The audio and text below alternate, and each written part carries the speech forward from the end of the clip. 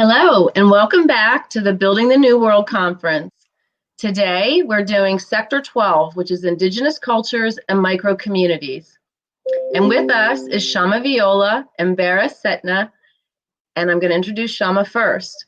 She's an Italian-born author, artist, teacher, and spiritual seeker whose life mission is to assist the evolution of humanity's consciousness and the healing of planet Earth. Shama has been living in the Damanhur Federation of Communities since 2001 and traveling the world since 2004, teaching a variety of Damanhurian and personal growth courses and sharing Damanhur's unique message and vision around the globe. She's also a teacher of divination techniques with a focus on reading cards, and she is the creator of her own divination deck, Baral Talaj. Prior to Damanhur, Shama worked for a variety of very interesting people, including Francis Ford Coppola and Shakti Gawain, author of Creative Visualization. She also became a college artist and a voice dialogue facilitator, a method that she loved so much she decided to bring it back to Italy in 1991. When synchronicity brought her back for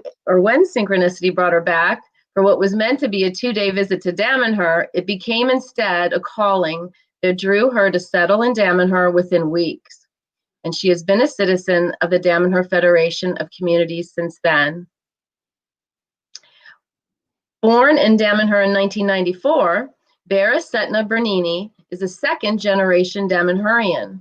Both his parents joined the Federation many years before, and Barys was born at home in a house on top of the Temples of Humankind, which is Damanhur's underground work of art.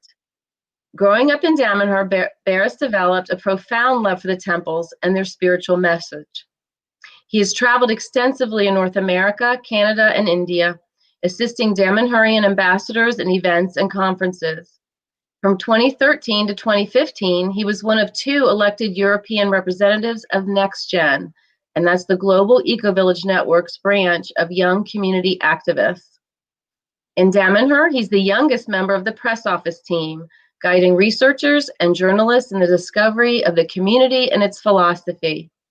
He has a BA in political science, and he is completing his master's degree in international sciences and China global studies at the University of Turin. He's also a passionate player of the Damanhurian Super Risk game and loves all strategy games. He's a lover of the arts, and his favorite hobbies are creative writing and drawing. Welcome, Shama and Barys. Convoy. Convoy. This is the greeting that we use in Damanhur, and it means I'm with you. So let's talk about Damanhur a little bit. We can start by saying that Damanhur is a federation of communities. It's not just a community, but a federation of a number of communities. It's a community made up of a variety of different family homes. We have about 500 or so residents, and all in all, around the globe, we are about 1,200 citizens. Because for a period now, while Damanhur was growing, it was kept very much here in the Valchiusella area that you see on the screen. But then as we grew, because now we are on our 46th year, we opened it up, and so that people even from Japan and Croatia and Norway and US, Germany, everywhere, can become citizens of Damanhur, even though they live in their own home, participating at the spiritual level in our philosophy, in our school of meditation, in many other activities that we propose despite the distance. So what is Damanhur about? Damanhur is this federation based on action, based on solidarity, based on positive thinking. And we choose to, most of us here, residents, live together because we believe that living together really can help expand our consciousness, smooth our difficulties, learn tremendous amount from each other as mirrors, and teach us quite a bit about solidarity, about tolerance, about living together, about being human beings. Okay, we can in the beginning, as you can see, the first pioneers started building Damanhur, living in campers and in tents, and young people being very enthusiastic and trying to create a new society. Their dream was, and still is, to create something new for the world, to be an example, and inspiration for many of the other communities in the world. And right now, here we are, and we are a large number of individuals that have chosen to come together to be a people, to be a one unity. In fact, we even call ourselves a spiritual people, because for us, this one entity that we believe, this body of all of us together, really inspires us with its strength, with its power in going forward and in creating a reality that will have a lot more impact than if we were acting individually. As you can see, each of our community has their own flags, and you can see the place we are in now is what we call the open temple, which is where we come together for different things like events and meditations and theater plays, and a lot of different opportunities for us to come together. As we go around the wheel, we are going to be showing that each of the slices of the pie that the wheel is made of is filled by some of Damanhur's activities. So, for example, now we're going to be talking about education. And as we go on, well, you can see this is a little bit of the community. But in talking about education, we can say that Damanhur is really a multi-generational experience. We have people that are quite old, people of second generation like Barys, and people of third generation. We are now, after 46 years, quite steady in the the evolution of our families. And we also have our own school. And in our school, the children not only learn the Italian curriculum, which is, of course, by law, we need to also teach them, despite the fact that we are a family school. But from the 8 months to high school, the children also go on traveling, learning from experience and not only from books, and having a great variety of input from the community itself, a lot of stimulus that really makes them independent individual, able to choose their own path when they're still quite young. Here are some of our sweet ones. And not only children of the community, people are coming to our school, but also children from the valley. So not only we have school for our children, we have a local, in-house university for courses that we offer in a variety of different topics, as you can see here. You can learn about alchemy, you can become a spiritual healer. In the mystery school, we can talk about the ancient history of humankind, how to do astral travel, about spiritual physics, inner personalities, past lives, a variety of topics. Or we have also a school for learning how to create community. And after 46 years experience, we have quite a bit to offer in that path. The Damanhur path of initiation is also a way for our spiritual philosophy to be shared with people. And many people that are connected to us in the world, if they cannot come and participate in the schools that are offered, they are part of our path of initiation and participate to our, what we call School of Medit Action, because action is something for us that is very basic. And so meditation for us really includes those two words, to meditate, and the action itself. This is part of the Damanhur transformation path. And of course, now with COVID having been hitting us quite strongly since March, we have had very few visitors, in fact, very, very few visitors.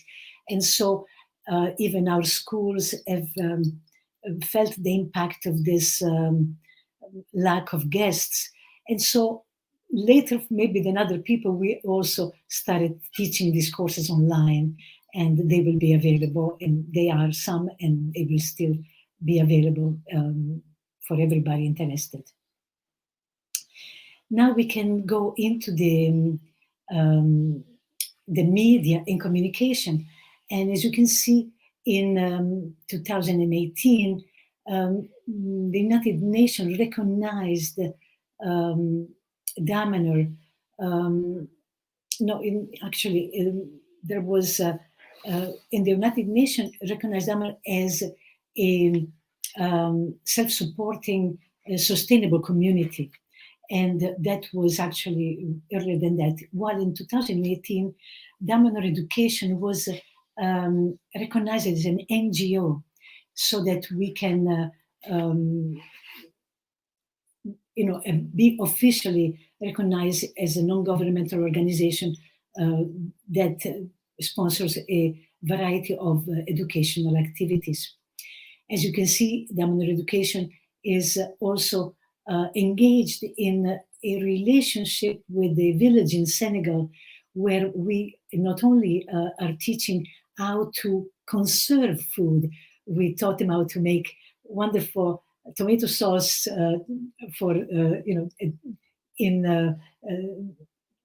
to be preserved, so how to preserve food and in that. We've also participated with them in the planting of many trees in their area. Some other activities of the Damanhur NGO education is we sent many clothes and food, etc., much help to the refugee camps in Greece when the Syrian war hit, and many refugees were in need there. Plus, we did also send people to Albania when there was need there. So we are very much engaged in exchanging with other cultures, with other communities, with other situations where we can be helpful and learn from one another and share with each other. Yeah, really creating a network of community has always been one of the important objectives of Damanhur. Even in the early years of Damanhur, we've been organizing conferences of international communities, and right now we are members of GEN, an active member of GEN, so the Global Eco-Village Network. So as much as possible, reaching out to different partners, to different communities, and creating networks of support, beside the whole activity of receiving journalists, expressing our worldview. But essentially, one of the main goals of Damanhur has always been to demonstrate that it's possible to create a whole holistic, different society than the mainstream society that is present now. So we've always been at the same time reaching out to other realities and trying to show to the world through journalism, television, documentaries, etc., what we were able to create in such a small time and with such small amount of people. And not so many resources. And absolutely almost no resources. Almost no resources. Because we have been incredibly self-sufficient. We have supported the community ourselves without asking much from anyone. Also because Damanhur was almost a secret for so long, a very well-kept secret. And so it was totally supported by the citizens. And things are somewhat changing now, but we'll get there. In terms of arts and culture, we have a wonderful choir, as you can see there. You can see this lovely place that we have, this hemicycle where we go for representations and theater plays, etc. A wonderful, not only a wonderful choir, a wonderful theater company that plays on this same stage original plays and beautiful things. They are very, very active, very, very enthusiastic, and they are a wonderful entertainment for us. And so it's a very exciting way for us to engage culturally. Plus, of course, the art laboratories that we have. We have great, we have the painters, as you can see, painting homes, painting the walls of the houses, as well as sculpture studios, as well as stained glass studios. So the arts for us are everywhere, and they are an important element of our life. We are very much encouraged to express artistically in every form possible. Even from clothing, we have people doing clothing with very much what we call colonized, meaning with our own specific sacred language painted on silk, and a variety of modalities to affirm our own individual culture. Because for us, being a people, it's having an identity that makes us proud, and our art is unique. And we say that Damanhurian art is inspired by Damanhurian art. So we try very much to have our own style in not only the art that you see, the painting and the stained glass, etc., but in our home environment, in our clothing, etc. Yeah, creating an art is one of the best ways to express a worldview. And since Damanhur has created his own culture, his own worldview, his own spiritual vision, was incredibly important for us to be able to express these through something visible, something something cultural. So we invested a lot of collective energy into literally the creation of a new people, from a cultural perspective, from an artistic perspective. So right now, if you come to Damanhur, you can actually recognize Damanhurian art. That is not Italian art, that is not Chinese art or any other kind of art. And that is an important goal for us. And another thing that is unique to us is that we have created, well, not only, as we said before, we have created ourselves to be an entity that we call the spiritual people, so that we have a cultural identity. We also have created an organization within Damanhur called the Game of Life. The Game of Life is an organization whose aim is to inspire us to be innovative, to be creative, to experiment, and to release habits, to risk, to do something for fun, with humor, with, really from a different angle. One of the ways in which we express that particular thing is, for example, all of us take on names of animals and plants.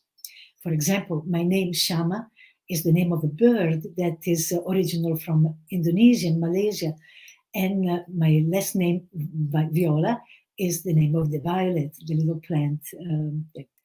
And what we do with that is that we learn to become stewards for those species of animals and plants, to be representative of those species, and to be carrying them intimately in a bond that is very enriching for us.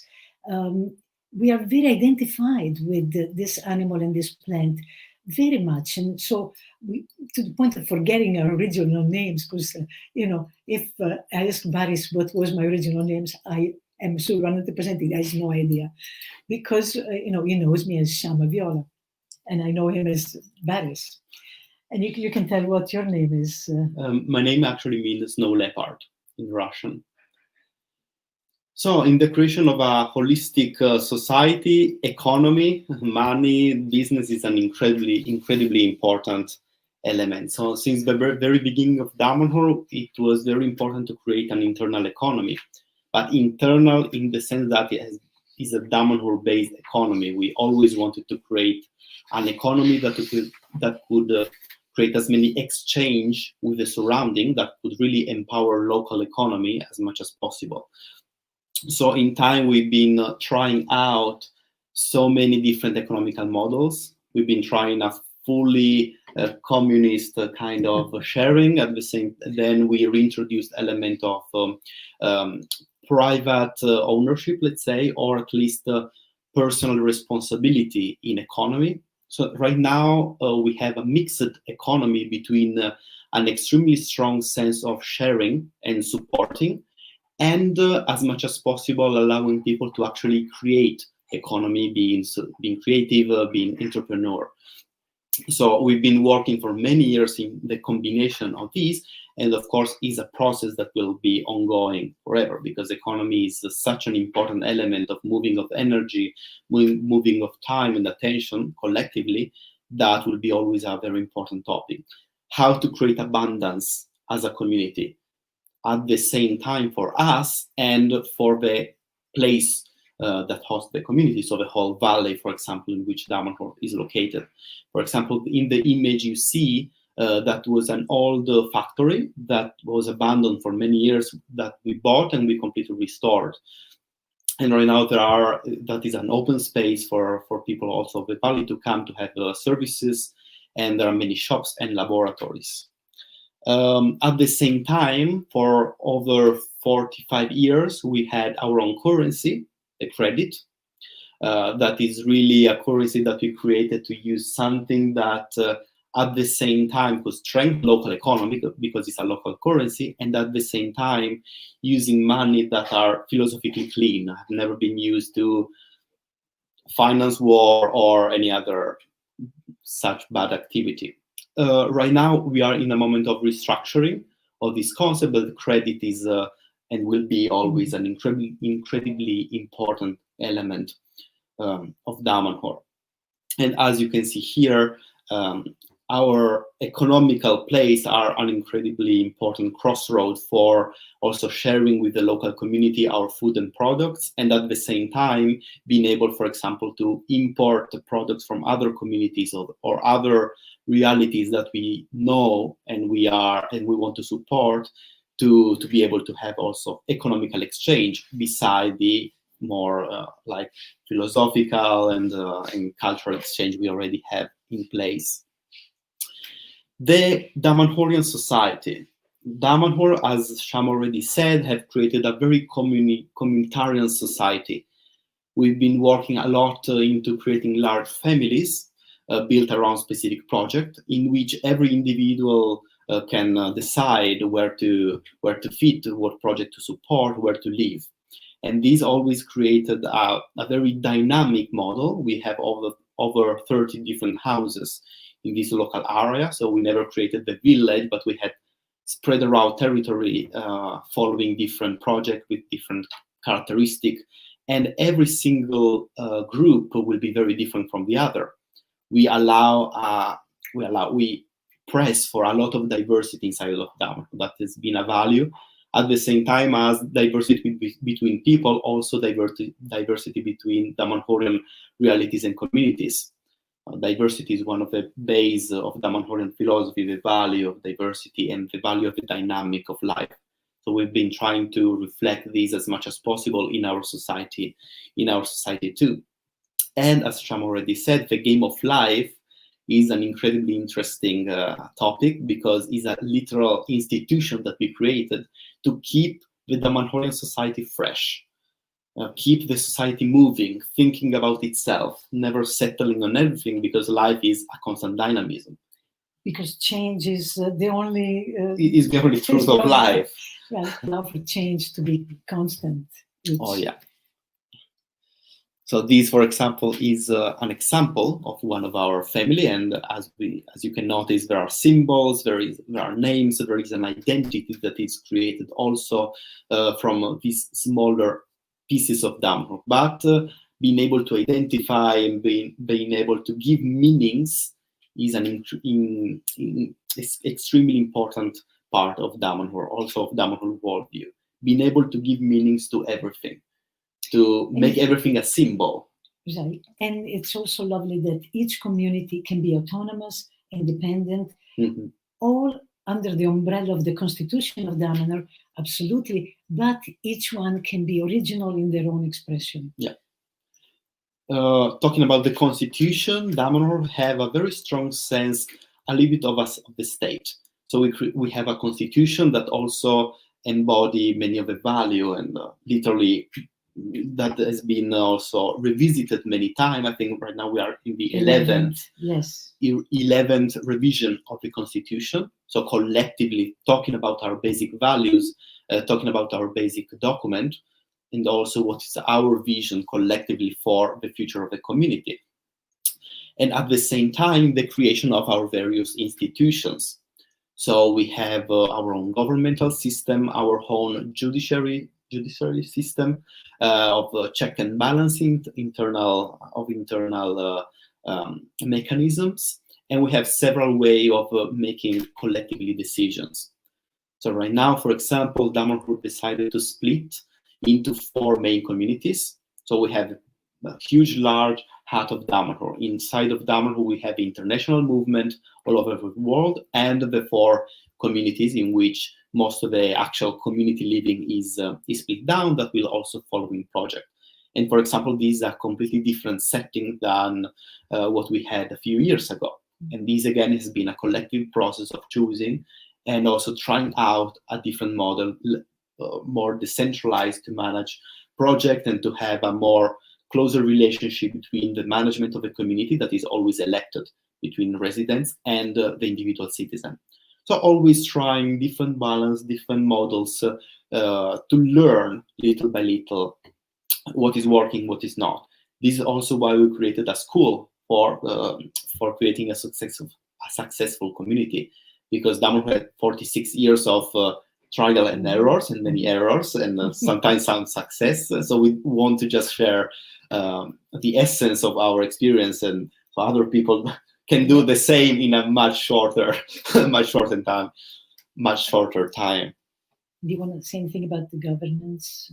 Please go. I mean, the governance is usually like each community has its own governor. Yeah, but somehow we have some people who. Traditionally, we have a group of between 2 to 4 people elected. They used to be elected every 6 months. Right now, they're elected every 2 years, I think. They can be re-elected. And essentially, they are, let's say, the presidents of Damanhur. They're called the guides of Damanhur, and but always elected through a very holocratic process. But let's not go too much into that. No, every single side of Damanhur could take a 4-hour conference, of course. Yes. But yeah, governance and being able to talk about governance is a very important element. Right now, we are in a collective process of revisiting our governance. So we are having collective groups in every community thinking about our governance and how to change what we want in the future. So that is, again, is an ongoing process. Yes. Okay, so health and healing in Damanhur. We have many physicians. You can see them right there. We have many nurses. We have physical therapists. We have alternative practitioners of holistic therapies. For us, health is very important. We follow the advice of our physicians. And we, most of all, our focus is on prevention. And prevention means for us to actually do some alternative techniques, like, for example, prana healing, to do the energy healing often enough to keep us healthy and not need anything. But it's not that in Damanhur we are only going for the alternative medicine. Our doctors are doctors, allopathic doctors as well, at the same time as also being specialized in some alternative therapies. So if there are needs for regular medicine or from surgery for some sort, we are not, we don't stop at that. So we include it. But as I said, that's why we do a lot of prevention techniques, so that we can avoid anything drastic having to do with allopathic medicine. Okay, well, there could be more to say about all of that, but yes, there is a lot of experimentation, and we are going to use for health some technology of which Barys will tell you when he's going to talk about science and technology. A lot of that science that he's going to be talking about, called Selfica, is used for health. So we do have unusual, unique Damanhurian, specifically Damanhurian modalities for health that are used by all of us. In terms of the self-sustainings, we have organic farming. We cultivate much land. We have great greenhouses that provide vegetables to all of the various communities, and we work together for in this arena as much as we can. We also, of course, do all organic agriculture as well as raising of the animals. And we pay particular attention to the bees. We create environment for the bees in some of our territories to make sure that there will be a production of honey, but that the bees will be happy. We also have, for example, harvests of chestnut in the Apennine Mountains, quite far from us, because we have other areas where Damanhurians that are not living with us are in other areas. They are involved in helping us. For example, in Tuscany, we have olive trees, and people there. In fact, right now is the olive harvest, and some of the Damanhurians are down there harvesting the olives with some of the people from Tuscany, and they have beautiful Chianti vines and wineries, and so we make our own organic wine, organic olive oil, and then, as I said, the chestnut. So we don't only do it in our area, but everywhere. What we have in our area is we grow food for our animals, and we have huge greenhouses for all kinds of vegetables throughout the year, so that we can receive fresh vegetables from our own greenhouses. Yeah, right now we are between 30, 40, up to 60, 70% of self-sufficiency, if needed. Of course, we have not the ability of producing all of the product that right now yes. we are eating, but in case we could be able to produce it. And that has been an important focus since the very beginning of Damanhur. It's been an important value to be able, if anything happened, to rely on our own sources, and at the same time to really be able to grow food in as much as possible ethical way as possible, related with animal, plants, in every field of life, be able to have not just organic farming, but even more, to really create a spiritual dynamic between us and the food that we produce. Most of the local communities of Damanhur have also greenhouses. So we have at the same time a centralized area in which we invested in machinery and in larger fields, and at the same time most of the houses have a little production. And also some of the production are spread around, like in many orchards, and literally also in other Italian regions. Right. Infrastructure is very important. For example, food is not just grown, but is also delivered. So this is, for example, is one of our restaurants. Is our newest, that we also been working on the concept of food as a sacred experience. And again, giving meanings as much as possible and creating an environment that allows us to express this meaning and to share this meaning. In this case, also with the local community that are not Damanhurian, because not only Damanhurian go eating to this restaurant, but but everybody Exactly. can come. And this is a concept restaurant that we are also thinking to be able to open in other parts of the planet. Again, outsourcing, bringing out our concept of the sacred approach to food. So from the growing to the cooking, the alchemical way of cooking food. And of course, for a community, infrastructure is one of the most important and crucial areas. Again, for historical reason, we were not able to create the village, the little hamlet of Damanhur. But we created some central area, and then we bought several property all over, shattered in an area of maybe 15 kilometers. All shattered, but also more integrated in the environment, in the local surrounding. At the same time, we have at least, I would say, 3/4 main areas of gathering.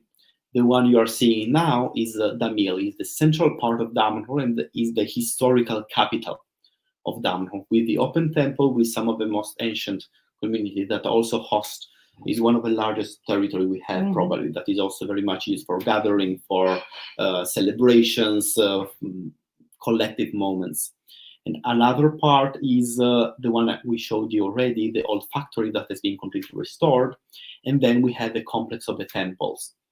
That is a very large area of forest that all combine at the same time the sacred area of the sacred forest and the underground temple. But again, we have several centers around which all of the other smaller communities gather in smaller hamlets right now. Resources, infrastructure and resources are at the same time the collective areas and the smaller houses that we try to care to build in a natural way as much as possible, also integrating the newest technology in lowering the impact of building. And one of the other most important resources we have is collective work. Since the very beginning, Damanhur have been created by the work that every Damanhurian have devoted to the society, and that was and because of that we were able to create services, to create the temples, to create every kind of activity, every kind of services that could enrich the community. And also now, every Damanhurian, beside the usual activities and job and research, usually also dedicated several hours of dedicated work to the community every month to be able to support each other and to create all of the needed services that are important to keep the connection and to keep the Damanhurian society as complex and complete as it is now. At the same time, the research is again one of the souls of Damanhur. Research in every possible field, from the most spiritual one all the way to renewable energy, new forms of farming. We see that there are several questions about that, so later we can get a little bit more into that. But as you can see, this is one of the Damanhurian houses that devoted most on researching on renewable energy. So here you can see every possible kind of solar and photovoltaic panel. And again, research brought us as much as possible to combine the spiritual approach with a more technological and scientific approach. For example, this is the device of the music of plants that has been created because for many years we've been researching on plant consciousness, and plant consciousness has been researched at the same time through meditation, through a more intimate connection and spiritual connection with the plant world, and creating devices that would allow us to literally create a more understandable medium. In this case, this device measures the difference of electric potential between roots and leaf of a plant and create an output of a sound. And thanks to an algorithm, we are able to having a beautiful sound that the plant, managing her own electric signals, can actually modify. So we have many scientific proof that actually the plant is able to modify this sound, and because of that we had many concerts and many events and many research about literal communication in this case with the plant world. And we have also many researchers, non-Damanhurian, working with us into researching in all of the possibility that this kind of technology is bringing us. And again, is a spiritual vision that is embodied at the same time through art, through technology, through a collective process of culture. And it's fun to play along sing along with the plants. So here we have Macaco singing along with the plants while Ara is dancing. And so there are concerts of music of the plants that allow for the interaction between humans and plants, and that is very lovely. It's finally, bridging the big gap that we have with nature. It's helping us bridge. And we are creating this device as smaller, as cheaper, and as affordable as possible, because we think that this could be a technique to bring more consciousness globally on the importance of plants. So all of a sudden, into your apartment, you can literally hear the plant, so that it's not an object anymore, but start to become an important and conscious being with who you can interact. And this is a shift of consciousness. And shifting the consciousness is one of the most important and crucial aspects that we have to do now collectively as a species. So Damanhur is working at the same time through example of being able to be something different. And literally trying to export what we are discovering, what we are finding out, to also contribute as much as we can to the collective reawakening of humankind. Also through the so-called spiritual technology. So Damanhur was literally born from a group of researchers, researching on every possible field, from the most spiritual and esoterical topics, such as alchemy, such as all of these important techniques related with human potential, talking about psychic scheme, the use of metals, the use of different technologies, ancient technologies, to actually create new devices that could support our growth. What you see now, for example, is the so-called technique selfica, that is one of the most important ongoing research in Damanhur, that essentially is the creation of device based on metals, on a very precise mathematics of the combination of the different metal elements to create devices that, as let's say, antennas, tune in specific frequencies that are not just from this plane of existence, but is also tapping into different areas and frequency. And for example, these techniques is very much used in related with health and well-being, all the way to growing crops and having more harmonious energy field in the houses. So again, a combination of traditional technologies and scientific approach, but also spiritual technologies, and as much as possible, more, let's say, scientific approach. I don't really like scientific, but a more, let's say, scientific approach also to some of the most esoteric spiritual research. So again, you can meditate, you can make alchemy, you can make everything, but always with the approach of the researcher. So keeping notes, trying to understand if something is working for you, because you are able to, activate yourself, your inner mechanism, or if we are actually able to create something that is working for everybody. So working in all of these fields, and as much as possible, we say in Damanhur, is true if it's working. Right. And this is true from the most social aspect all the way to the most interesting spiritual topics. And this selfica for us is, what you see here is only one tiny, tiny little instrument. We have such a variety of personal tools, as well as large instruments that span a lot of different directions. As I say, personal, or for healing, or going into pretty interesting ways, like research, very great apparatus that we have that can do many things, very interesting things. So it's a research, this Selfica, that it is a new technology that is unique to Damanhur, that is worthwhile to discover and to uncover. And then we go into the spirituality. So what we see here is the land above the temples, the underground temples.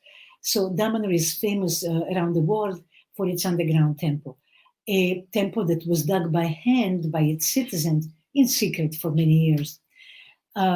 Above, we have created kilometers of circuits that are really like amazing, powerful instruments, like walking meditations that can harmonize your being, that can achieve certain results, connect you with your past, connect you with your dreams, with your future. They are tools that are quite amazing. And as you can see here, you know, in the sacred woods, which is an area that for us is very special, is like a temple in itself. We have a temple above ground and a temple underground, and we use both temples, use them very much. We come to the sacred woods to walk these circuits, to harmonize our being, to balance our energy, and so it's a variety of ways to do this meditation in movement. But the temple itself, it's something that you can see here, a very old picture of the beginning of when it was being built many, many years ago. Here is the same place, finished. And the temple is an amazing place that, as I said, was built by hands with millions of buckets of rock being taken out of the mountain, because it was built into the mountain with only pneumatic hammers and shovels and buckets and very primitive kind of modalities of doing it. But people were so committed, were so enthusiastic, they were such idealists and visionaries, and they built this amazing temple, which has incredible art, incredible beauty, and incredible energy in it. And it's very hard for photographs to actually show what this temple can do when you enter that space. There are spaces that are totally inspiring, totally overwhelming your senses with beauty, with it's like it's full of stained glass and mosaic and sculpture and paintings, and it's and meaning, most of all meaning, spiritual meaning. The temples of humankind is often called the eighth wonder of the world, and it's leaving people speechless when they come to visit it. And its aim is to reconnect us with the divine spark within us, that and to reawaken the memories of who we really are, so that we can become the full being that we really are. And so that is why it's dedicated to humankind. It's a place of inspiration and of connecting with yourself, to deepen that connection and express the beauty, the mystical experience of the essence of who we really are. So here are some of the halls, and it's a stunning project, but it's there really to awaken us, for us to reclaim our memories. So what you saw already is the ancient temple, let's say, that we already created, and that is the seed of the whole future project of the temples. Because again, Damanhur has created his own people. He's created his own culture, his own community. Is a very holistic community, as you've been seeing, as we have been describing. And there are so many other things to say. But really, the essence now is the changing that we are processing right now in Damanhur is opening and connecting even more than before. Damanhur have always been a very open community, but right now we are really pushing forward, even, and this is also interesting, right now that is a global closure, but Damanhur is really pushing as much as possible. And this opening is multifolded. The future of the temples of humankind is an area that we already bought. It took 20 years to get the permissions to be able to continue, and that will be entirely dedicated to the native people. It will be a place, a physical place that will have a theater, that will have several areas for museums and several areas for events and concerts and libraries, that will be entirely devoted in, as much as possible, safeguarding the native knowledge. Again, Damanhur has a combination of ancient knowledge, future knowledge, native knowledge, and maybe also knowledge that arrive from other parts of the universe, if you like. And the temples of humankind and the temple of concordance right now are an area that we want to dedicate to be able to host physically this principle. There are so many institutions that are amazing in doing this work. We want to create a space for this to happen. And at the same time, what we are doing is already creating contact with native people. We already have tens of shamans that are arrived in Damanhur to deposit their knowledge into the temples of humankind, so that they can be again shared with collectively the humankind. And we are creating as much as possible connection with, again, shamans and people of knowledge all over the world. When we can, we invite them here in Italy. More often, we have to go to them. So we have constant travel between a group of us that is trained for this mission into creating all of this contact. And at the same time, what we are doing is to literally find new partnerships in economy, in supporting projects, in supporting all of the different fields of Damanhur, to be able to shift from the value of autarky, so really being able to just be us creating our own thing, because the value is us creating, to let's create together as much as possible. Let's create a new future together. The process was necessary to create a strong community that with a strong identity, and now we are ready to make the next step. As the organism complete the skin, complete the internal organ, it can start to be more in contact with all of the other organisms and actually creating even larger and larger connections and organisms. So the partnership are the new really huge project. Yes, huge problem, huge project. But as our founder was saying, we are great at impossible dreams. You know, we may be not so great at everyday tasks, but when there is an impossible dreams, we go for it and we make it happen. And so we are very much hoping to make this happen, the project of the Temple of Concord, the Temple of the Indigenous people. We hope very much that it will happen, although it's an incredible challenge, incredible. As I told you, it took us 20 years to get the permit. And of course, it's going to take millions to build. And so anyway, but for us, it's a dream that we want to achieve. And this time is going to be different, because while before we built the temple in secret underground and nobody knew, so we could do as we wished. Now we have to instead abide by the laws and the regulations that will need to be followed. And so anyway, so we are now open to support. We are open to anyone that is inspired to work with us. Yes. And of course, beside the whole issue of COVID, we are thinking of new way of being able to share our experience. Of course, we are pushing very much on the online. Yes. So traditionally, we have here many courses. Now we are moving them to online courses. And we are maybe also seeing if it will be possible to visit Damanhur in a more Yeah. technological way.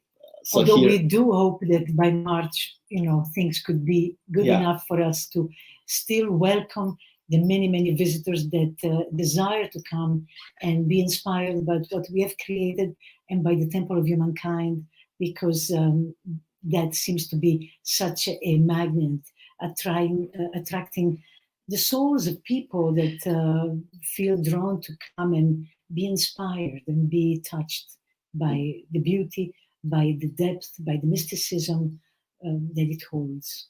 So hopefully we're also gonna see some of you physically. Right. We hope that you can come and visit us, and then you can ask for us, ask to see us and come and meet us.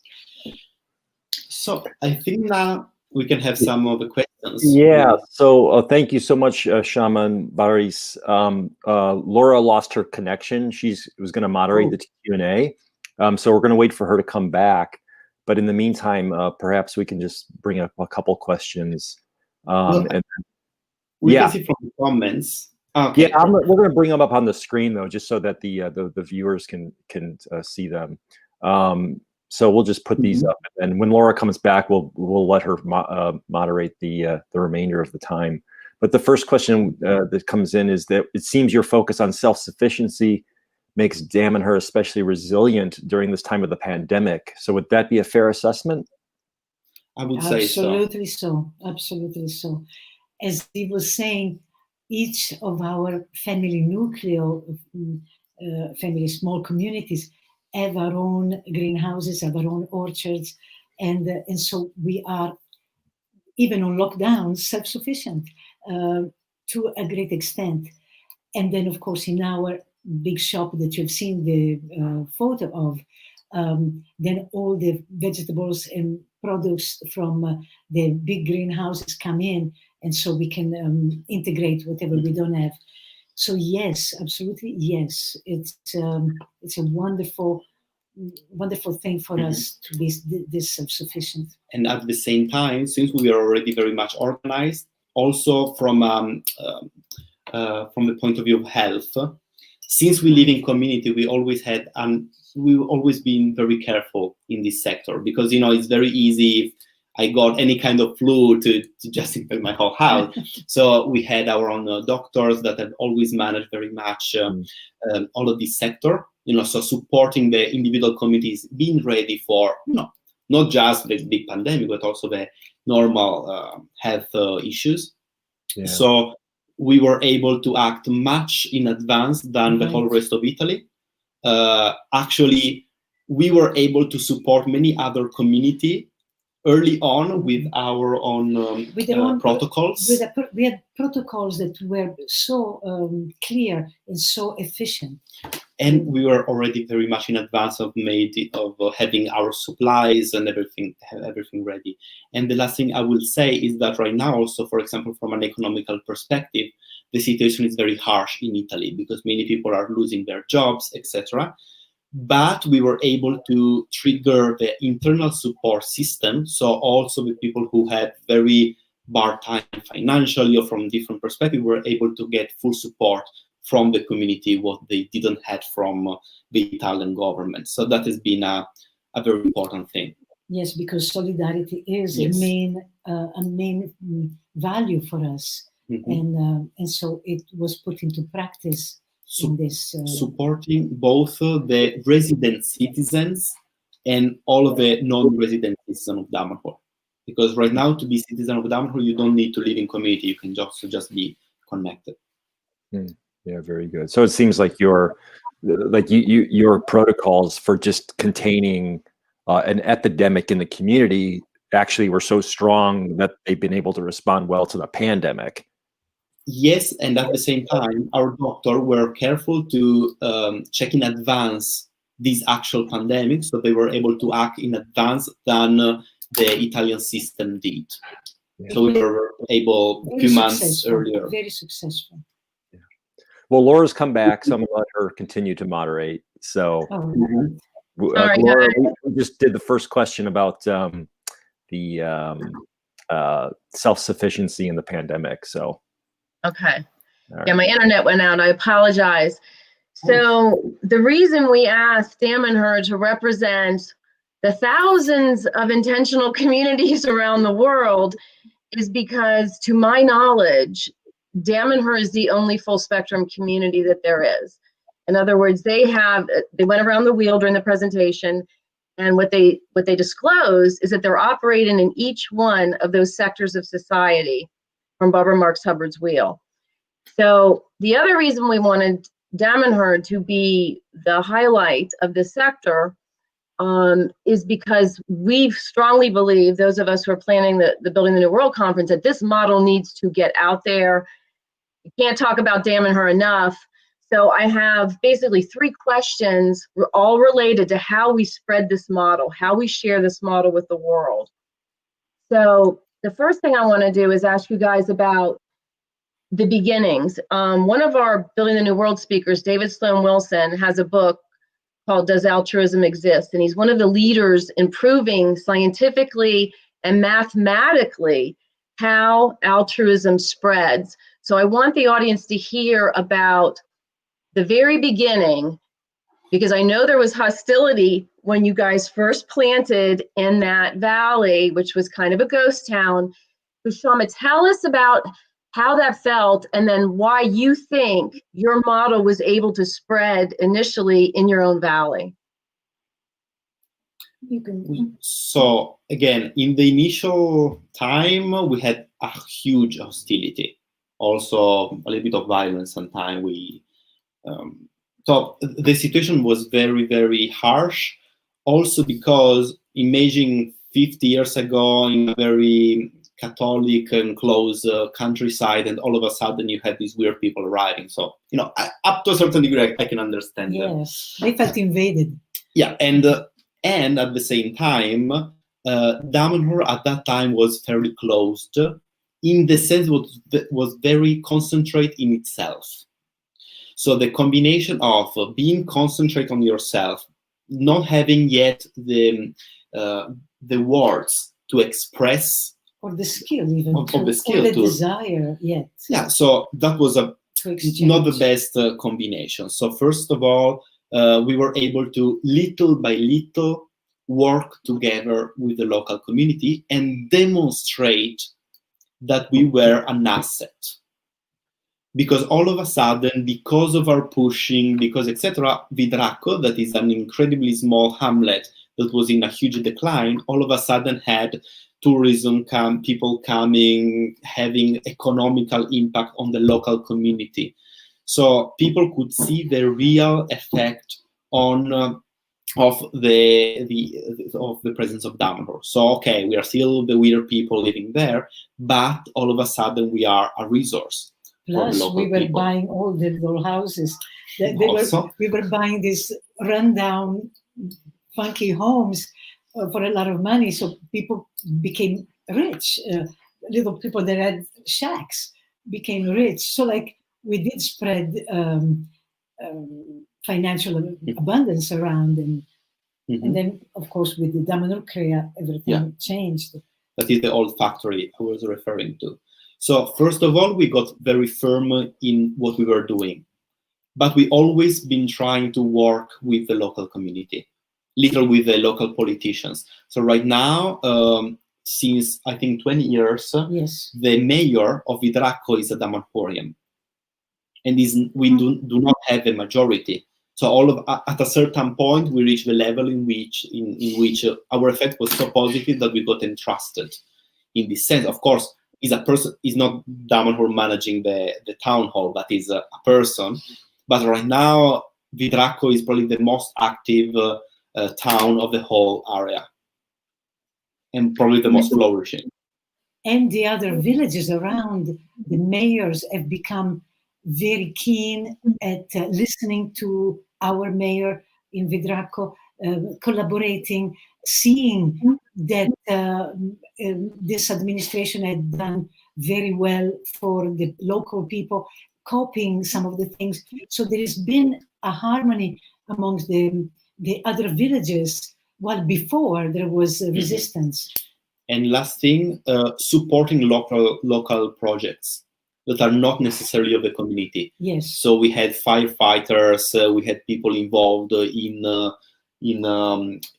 we had our doctor also served the whole area. So our lawyers also work for everybody, not just Damanhurians. So through all of these topics, we demonstrate that Damanhur is there to be involved and not just be by yourself. And plus, we brought so many resources to this tiny little hamlet.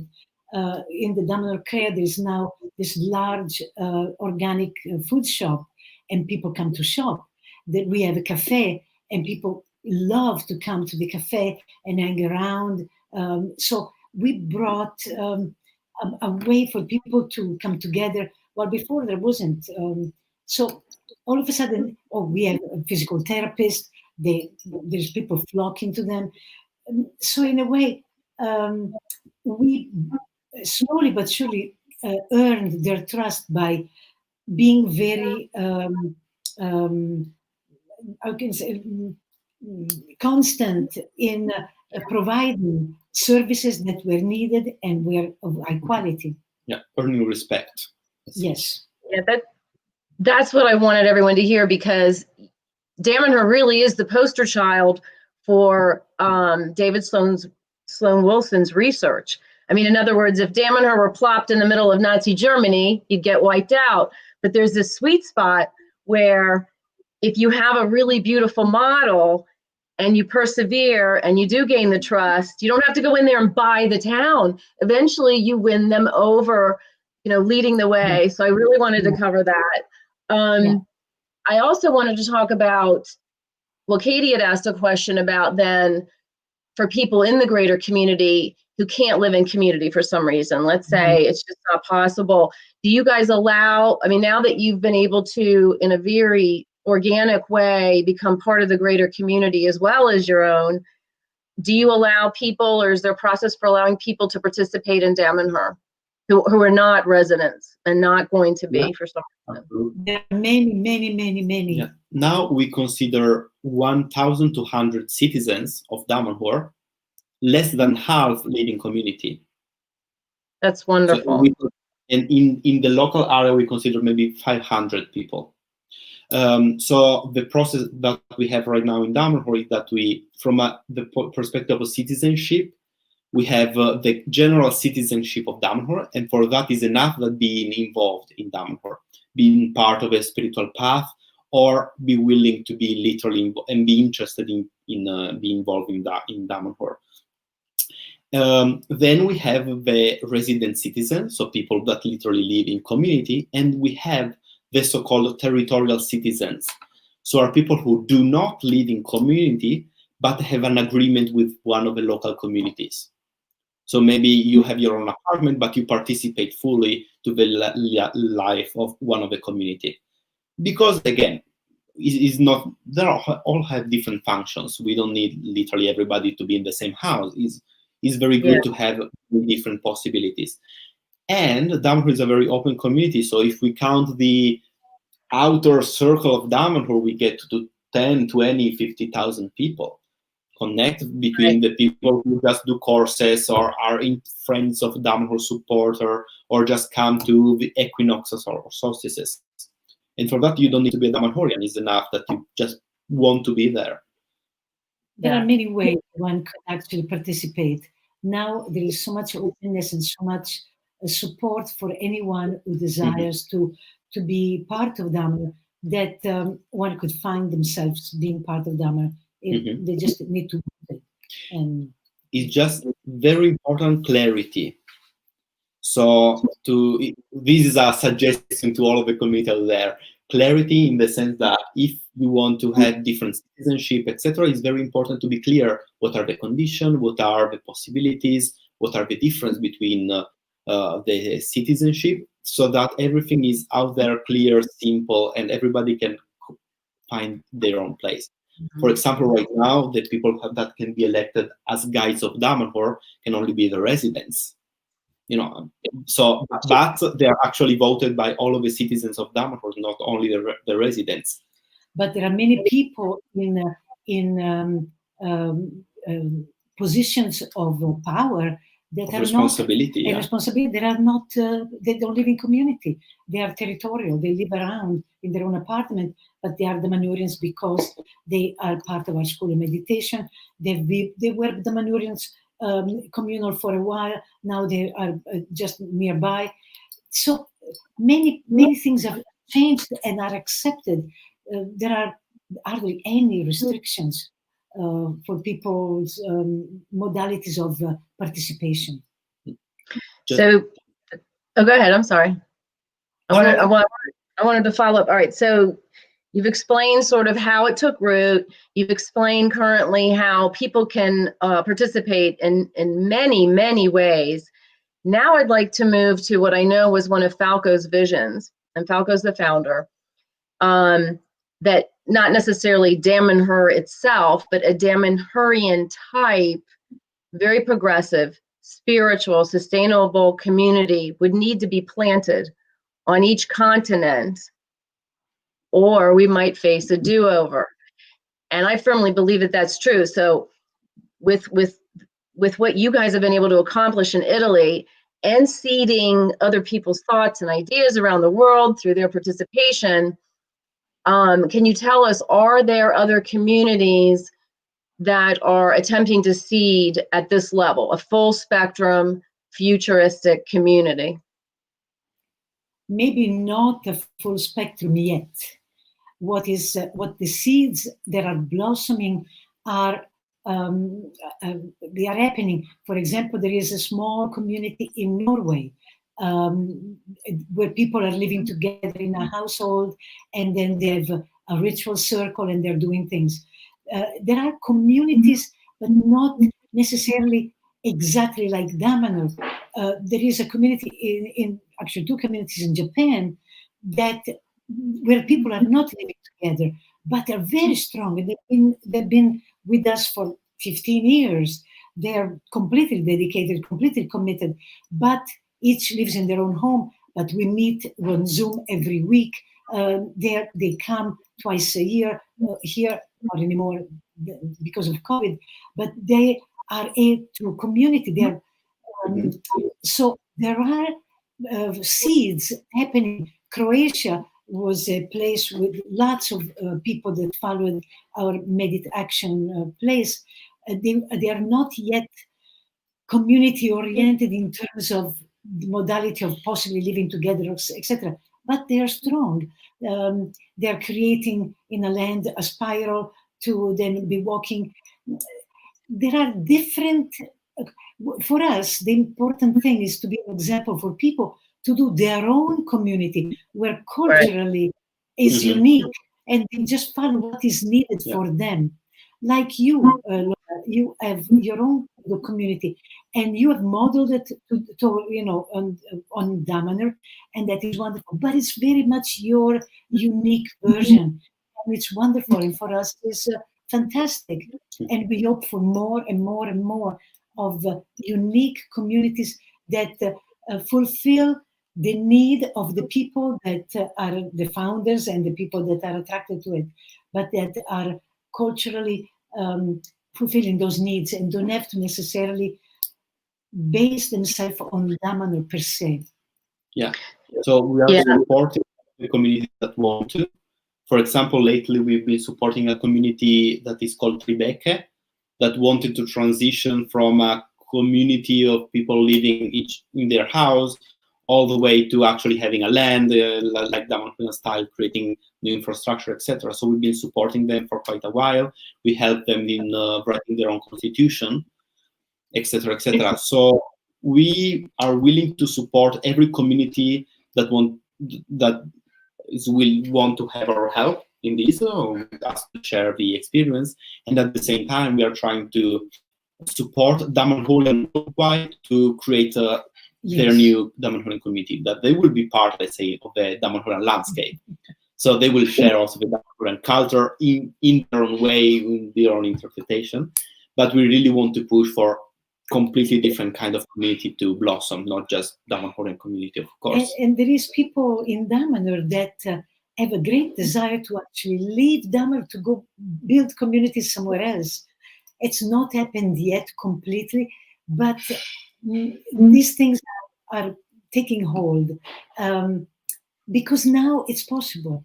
Now Damanhur is in such transitional change that it's desirous of people just going and building something new. We have something in Spain happening that way, where some Damanhurians went there and now are building a community in Spain. So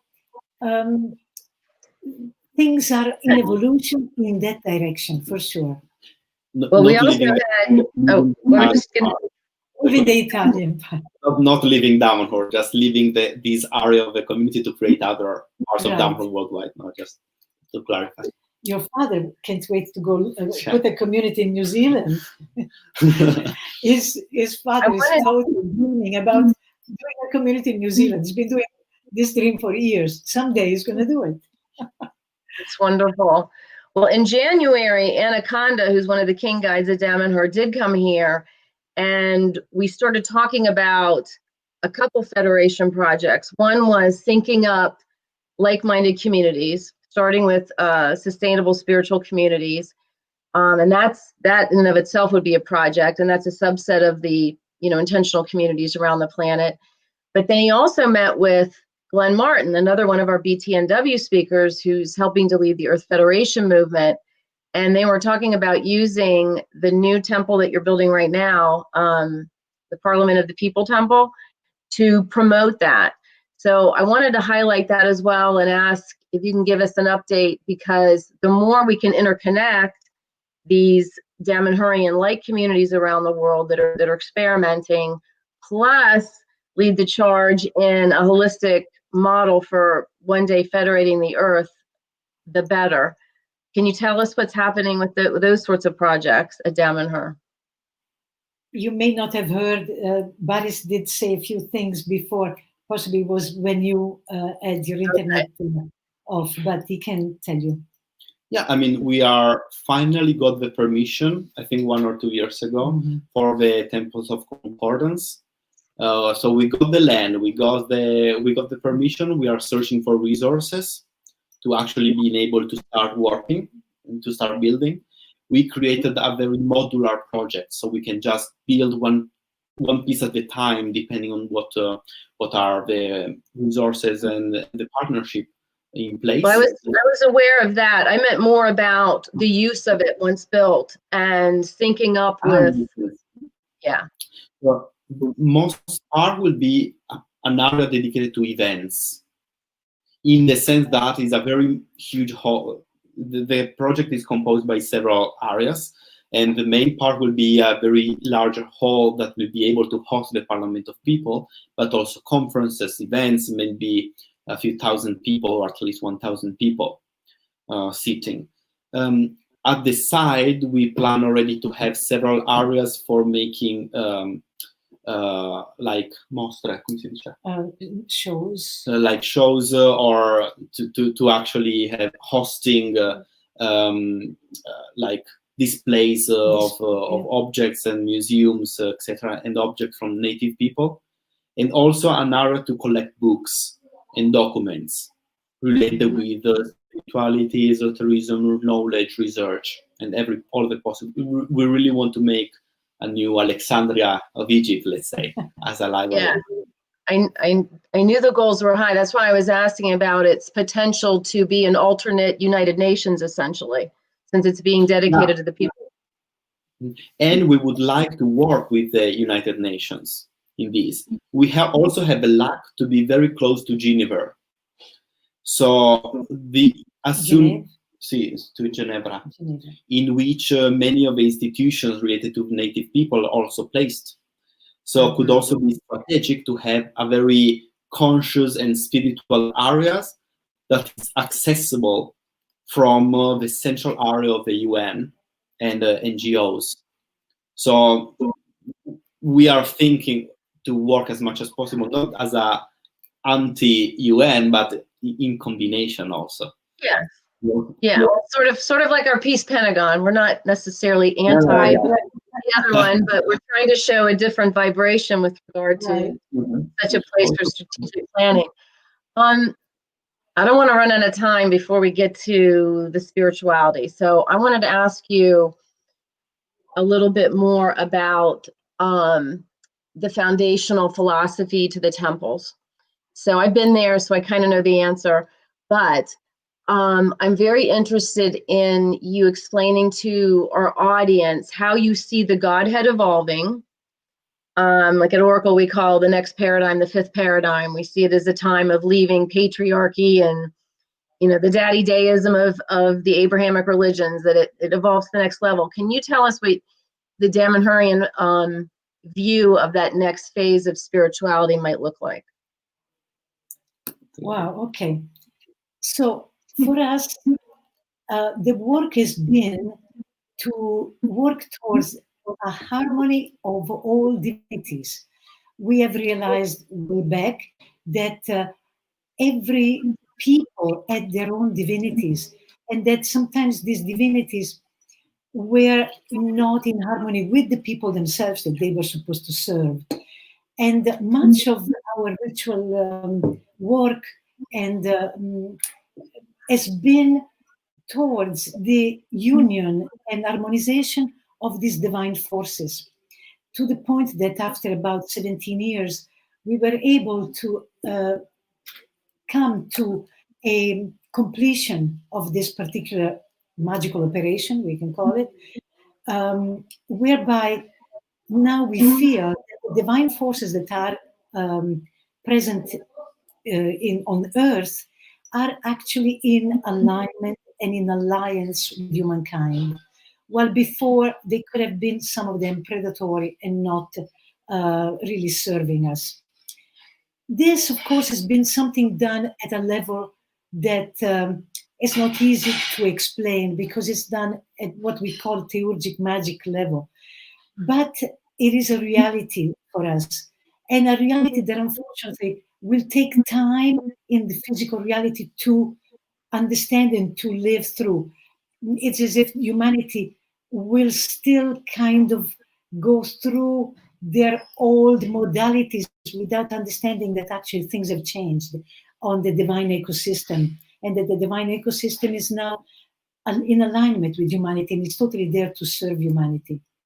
So much of what we do here in the spirituality using the temple is to strengthen, ground, and reinforce that connection with the divine forces that each people had, so that everybody can continue to pray or be devoted to their own different divinities. So they're all fine now, because actually they're all harmonized together into a oneness that is there to finally help us to come to the new paradigm.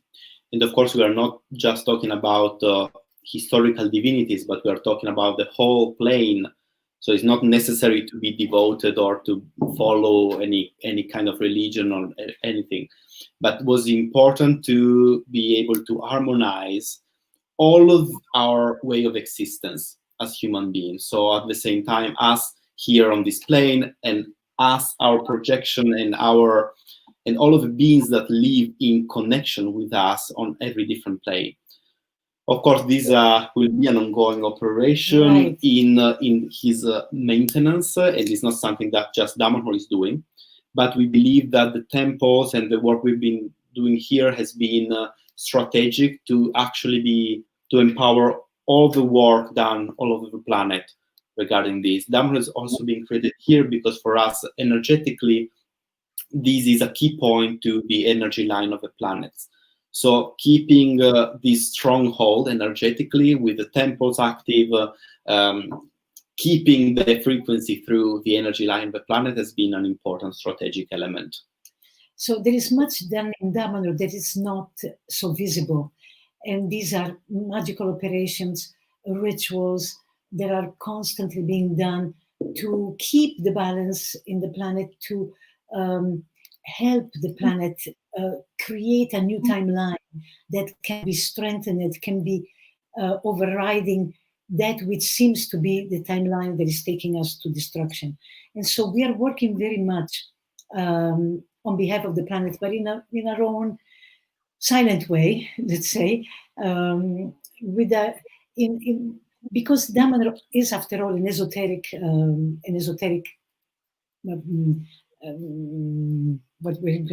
school, and we learn to operate in those ways. Yes, and the spiritual path is what has brought most of the Damanhurians to be here now. The magnet that has brought us here is the spirituality, and the social structure and the social living together has been the way in which to live the principle that we learned in our spiritual path. Thank you. I wanted everyone to hear that. So let's go from the spiritual to ultra practical, because the other question that always comes up is, how did they do it? How did they do it? So I'm gonna, and I kind of know the answer to that, but anyway, let's go with it. So from a business perspective, I know one of the amazing ideas was the creation of the credito, and because of the deep trust of the communitarians, and this takes deep, deep, deep trust, they would turn their euros in for the credito, and you had enough of an economy that the credito could buy people food and all sorts of basic living supplies, because you're already at that stage. But doing that, turning euros in and getting creditos, allowed you then to deal with the outside world that wouldn't take creditos. You could use the euros, and that really helped you scale, didn't it? Is that how you? Is that one of the main reasons you were able to build so quickly? Is one helped. Of right. It helped, but the main push was literally the desire of people of creating many businesses, etc. I wouldn't say that Damanhur is the most successfully community from an economical perspective, but in time we got a lot of experience. So we had cycles in which people created many different kinds of laboratories, even if they were not the most expert in this field, to be able to try out, etc. And many of these laboratories that later was closed or moved or changed, etc. So only the most successful was able to, are still open now. So little by little, we were able to create less, but more successful companies, let's say. And the credit supported the whole process, and were able to support our internal means of investment, because often the main investment was in euros. So we were able to collect euros in exchange of credit and make some of the main investments. This just in a nutshell. Yeah. Well, I find that part of the story amazing, and we do have Ellen Brown. She's going to be on the panel, the roundtables this weekend, and I hope she's asked that too, because when people want to experiment, obviously the finances can be a barrier, even if you have a group of like-minded souls. So I just was always impressed with not just the level of commitment of the Damanhurians, but the genius with which you guys were able to finance things. I mean, it's really an amazing story. Also, with regard to that, on the practical level, for those who are building community, can you tell us a little about how the homes are owned? Because I also find that to be novel. And I think our audience would enjoy hearing a little bit more about how, 30 people are jointly owning homes and making decisions together. So that changed a lot in the year, because we had to adapt to Italian laws. That changed very much during the year. Right now, we have the 4 communities we're referring to. Each one have an association that own the property. All the homes. All the houses, literally. And another association that is collective, let's say, that is wider, that own the collective buildings of a federation of community. So, for example, the Damanhur Crea or some of the strategic buildings are owned even more collectively. The houses are split in association, and all of the Damanhurians are associated to the association. That has also been a way to safeguard as much as possible all the collective property. So people can invest, and maybe, and this is very rare between communities. We were also able, if people leave Damanhur, to recover a part of an investment. Yeah. Very, very, very few communities did that. But anyway, that is not the goal. But in this way, even if Damanhurians make other choices in life, the collective property is safeguarded. And we always advise to new communities to make very clear agreements in terms of money, management, and ownership before actually living together, because those are very delicate things that should be thought before, and the agreement should be written down to avoid any possible issues. Yeah, so it's my understanding you were using the cooperative form of organization predominantly. So yeah, the real estate never changes hands, and basically a person owns a share in the home, correct? Yeah. Yeah. But probably that would be different in different countries, because there are so many different laws, you know. So that was in Italy the closest thing to our principle. Well, I think that's obviously the way to go. I mean, in the US, to do it otherwise, fair housing laws will kick in. Like just a regular homeowners association isn't going to protect the vision of the community. So yeah, you do have to be creative, protecting the real estate, protecting the homes, protecting the infrastructure. All right, so even though, can we indulge? Stephen had a couple questions related to healing. He was curious. Katie, can you put up Stephen's question? There we go. Do you work with the traditional medical field outside of Damanhur to bring your energy healing technologies to the mainstream, and how are those received? I would say we are doing the other way around up to a certain degree. Now, in the sense that all of our doctors are literally doctors. So they are very well educated in all of the different fields of medicine. And of course, they are also each of them study like homeopathy or acupuncture, and they are all spiritual healers. So they are able to combine all of these different elements. Also because we believe that it's very important not to be strict in anything. So if you fall down and break your leg, you should go to the hospital and get surgery, and is not able to just heal it through Selfica, but to actually make the bone heal. Selfica, we saw that is incredibly effective. So by ourselves, we use in our center as much possible integrated and holistic medicine. We offer this possibility to all of the people who pass by, and our center are public center that serve the whole area, and we are very open to everybody who is interested. Plus, we have the School of Spiritual Healers, and many people come to learn how to do prana healing and then bring it to their own communities. So that is how we put it out. We teach people how to use these things. So that's how, in answer to that question, the way we do it is by teaching others to do some of the things. But mostly it's people coming here and learning about the Selfica, and then using the Selfica, take home some Selfica to use for their own healing, for sure. Yeah, exactly. Yeah. Okay. Oh my goodness. Well, I could literally ask you about another zillion questions. Stephen, do you want to pop in? Is there anything else burning that you'd like to ask? Because to me, this is the Cadillac of communities. And we're so grateful. If Cadillac is still, now I'm showing my age. So perceived to be a great car. But anyway, I just thought you might have something that I might have missed. Yeah, sure. So I'm curious. One of the questions I put in the stream was about your experimentation, willingness to experiment and be innovative. Which to me, there's also like be willing to experiment, and then if it fails, that's okay, and you can move on to the next thing.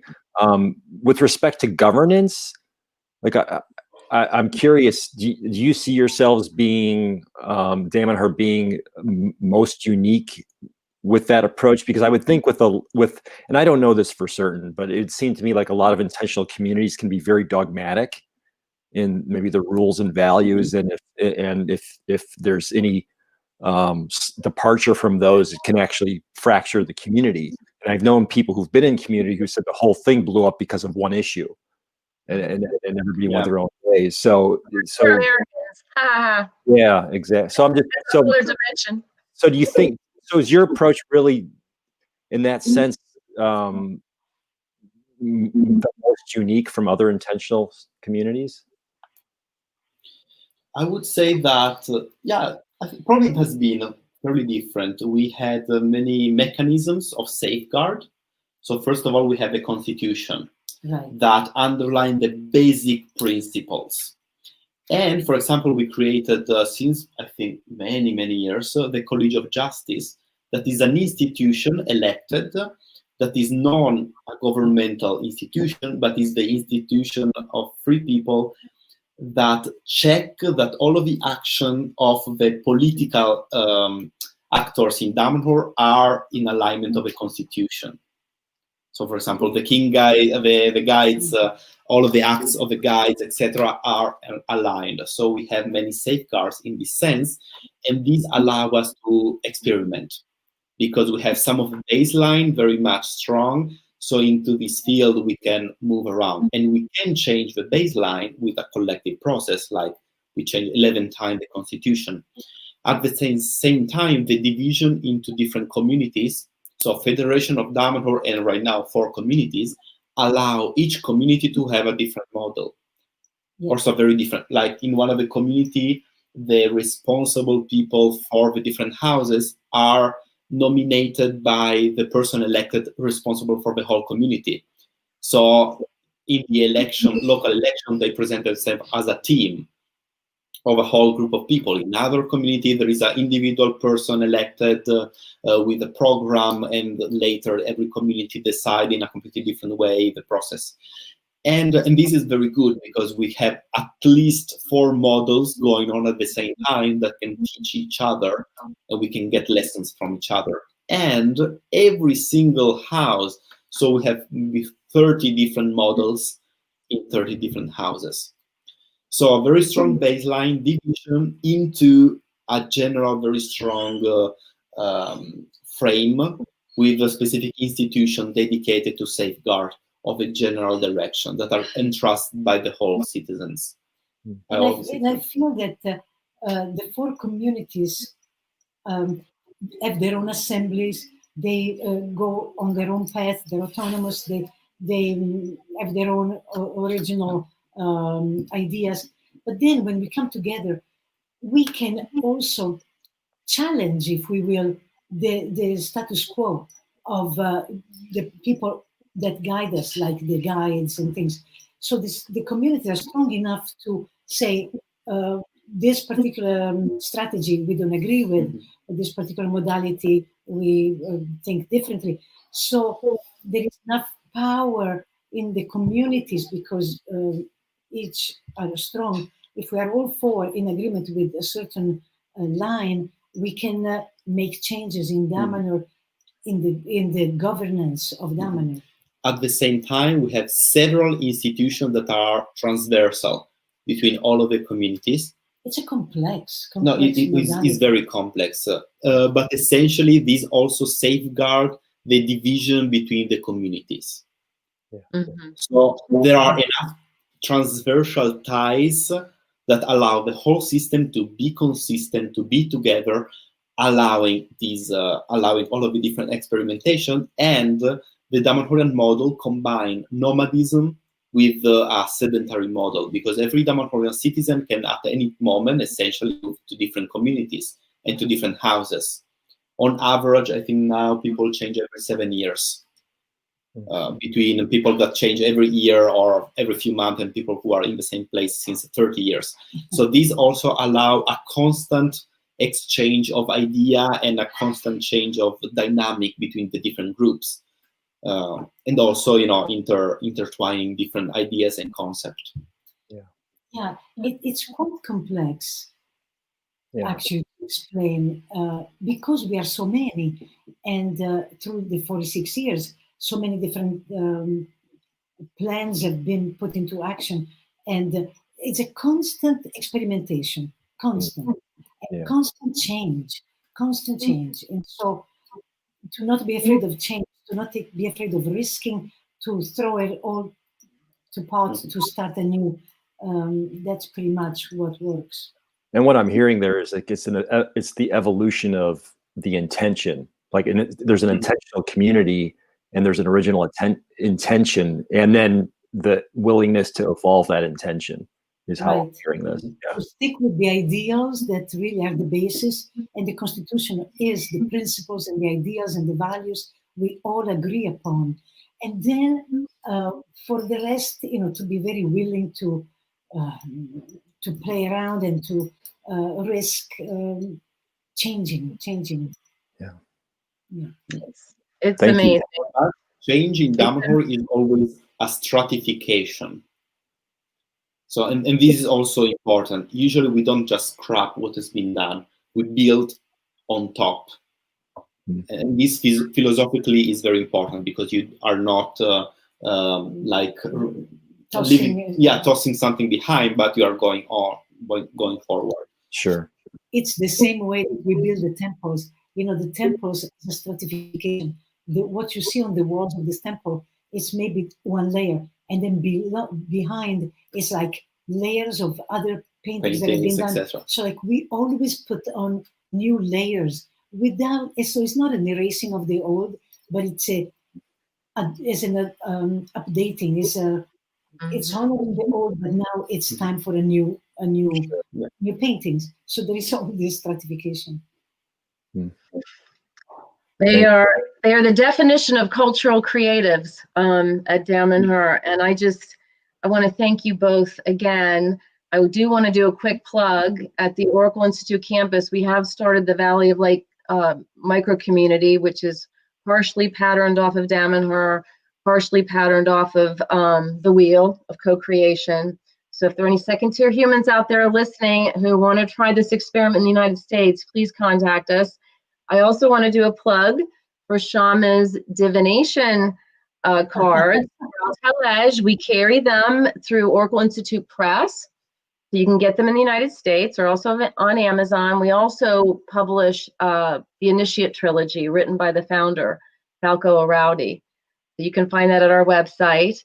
And just as I said, this is the Catalog of Communities in the first session. Well, this evening at 7 p.m., we are going to hear about what is still just perennial from the indigenous cultures. That's the presentation. So we've had the best of sort of the future this morning, and we're going to hear about the best of what we need to never lose, those original instructions. And the speakers tonight are Mendahi Vestida and his wife, Geraldine Patrick Ancina, and they're both Otami Toltec, and they're going to do a wonderful presentation on what we never want to lose, those original instructions. So please tune back in later today, 7 p.m. Eastern.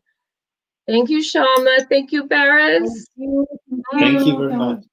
Convoy.